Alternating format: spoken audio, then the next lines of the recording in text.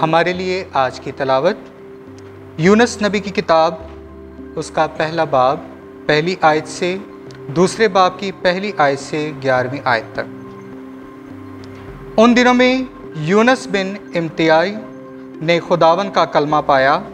उसने कहा कि उठ, शहर अजीम नैनवा को जा और उसे आगाह कर दे कि उसकी शरारत मेरे हजूर पहुंच गई है। लेकिन यूनुस खुदावन के सामने से तरशीश को भागने के ख्याल से याफा में पहुंचा और वहां एक जहाज़ पाया जो तरशीश को जाने को था, और वो किराया देकर उसमें सवार हो गया ताकि खुदावन के सामने से उनके साथ तरशीश को चला जाए।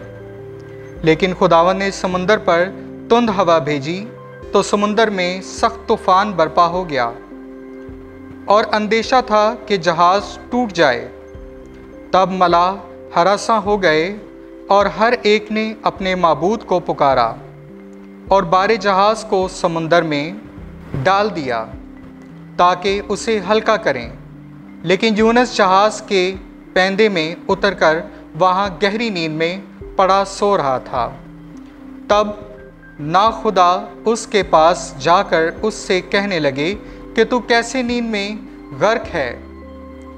उठ, अपने माबूद को पुकार, शायद वो माबूद हमको याद करे और हम हलाक ना हों। तब एक दूसरे से कहने लगा, आओ हम कुरा डालें ताकि मालूम करें कि किसके सबब से ये आफत हम पर आई। चुनाचा उन्होंने कुरा डाला और कुरा यूनुस पर पड़ा। इस पर उन्होंने उससे कहा कि हमें बता किसके सबब से ये आफत हम पर आई है। तेरा क्या पेशा है और तू कहाँ से आया है? तेरा वतन कहाँ है और तू किस कौम का है?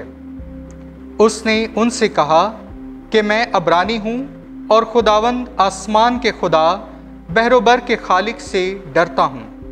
तब अहले जहाज़ बशिद्दत खौफ ज़दा हो गए और उससे कहने लगे कि तूने ये क्या किया है, क्योंकि उन्होंने जान लिया कि वो खुदावन के सामने से भागा है, क्योंकि उसने खुद ही उन्हें बताया था। और उन्होंने उससे कहा कि हम तेरे साथ क्या करें कि समुंदर हमारे लिए साकिन हो जाए, क्योंकि समुंदर का जोश बढ़ता जाता था। और उसने उनसे कहा कि मुझे उठाकर समुंदर में फेंक दो, तो समुंदर तुम्हारे लिए साकिन हो जाएगा, क्योंकि मुझे यकीन है कि मेरे ही सबब से ये बड़ा तूफ़ान तुम पर आया है। तो भी अहले जहाज़ ने डांड चलाने में बड़ी मेहनत की कि किनारा पर पहुँचें, पर ना पहुँच सके, क्योंकि समुंदर उनके खिलाफ और भी ज़्यादा मौजसन होता जाता था। तब उन्होंने खुदावन को पुकारा और कहा कि ऐ खुदावन, इस शख्स की जान के बदले हम हलाक ना हों। खूने नाहक का हम को मुजरिम ना ठहरा, क्योंकि तूने ऐ खुदावन जो चाहा सो किया। तब उन्होंने यूनुस को उठाकर समुंदर में डाल दिया और तिलातुम अमवाज मौकूफ़ हो गया।